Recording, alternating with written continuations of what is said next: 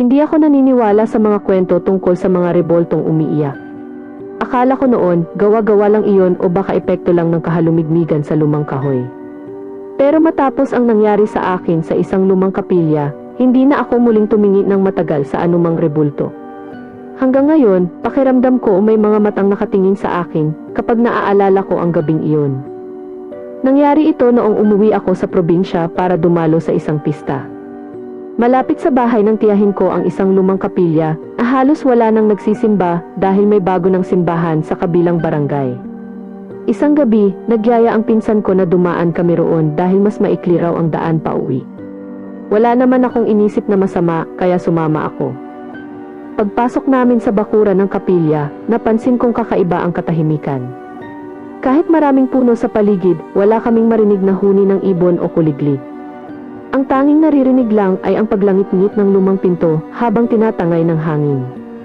Nang silipin namin ang loob, nakita namin ang isang lumang rebulto na nakapwesto sa harapan ng altar. Madilim ang loob pero sapat ang liwanag ng buwan para makita ang mukha nito. Habang nakatingin ako, napansin kong may parang patak ng tubig na dumadaloy mula sa mata ng rebulto. Akala ko tubig lang na tumutulo mula sa bubong. Pero ilang segundo ang lumipas, may isa na namang patak. At isa pa. Para itong taong tahimik na umiiyak. Sinabi ko iyon sa pinsan ko, pero agad niya akong hinila palabas. Huwag mo siyang titigan. Hindi ko siya pinansin. Gusto kong tingnan kung totoo nga ang nakikita ko. Kaya muli akong lumingon sa rebulto. Doon ko napansin na iba na ang ekspresyon ng mukha nito. Kanina, nakayuko lang ito. Ngayon, pakiramdam ko ay diretsyo na itong nakatingin sa akin.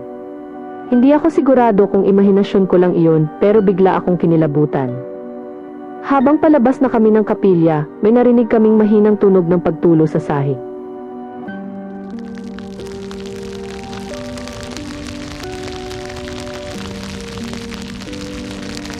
Paglingon ko, may bakas na mga patak na nagsisimula sa paanan ng rebulto at papunta sa pintuan.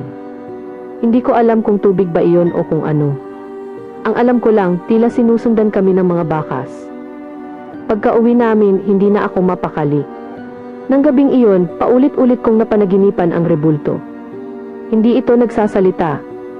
Nakatingin lang ito sa akin habang tuloy-tuloy ang pagpatak ng luha sa mukha nito. Tuwing magigising ako, pakiramdam ko ay may amoy ng lumang kandila sa loob ng kwarto kahit wala namang nagsisindi. Kinabukasan, ikinuwento ko iyon sa isang matandang sakristan. Tahimik lang siyang nakinig bago nagsabing, hindi lahat ng nakikitang luha ay tubig. Minsan, babala iyon. Nang tanungin ko kung anong ibig niyang sabihin, hindi na siya sumagot. Ang sabi lang niya, huwag na raw akong babalik sa kapilyang iyon kapag gabi. Lumipas ang ilang buwan at sinubukan kong kalimutan ang nangyari. Hanggang sa isang araw, may nakita akong larawan ng lumang kapilya sa social media. Nandoon pa rin ang rebulto. Pero ang mas nakapagpatindig ng balahibo ko, may isang taong nag-comment na kuha raw ang litrato noong nakaraang linggo. Nang i-zoom ko ang larawan, malinaw na may tila basang bakas sa mukha ng rebulto. Akala ko ako lang ang nakapansin. Pero daan-daang tao ang nagko-comment ng iisang bagay. Parang umiiyak siya. Hanggang ngayon, hindi ko alam kung ano ang dahilan ng mga luhang iyon. Pero sa tuwing mapapadaan ako sa lumang kapilya, hindi na ako lumilingon sa altar. Dahil may nagsabi sa akin na kapag nakita mong tumingin pabalik ang rebultong lumuluha, baka hindi ka na nito makalimutan.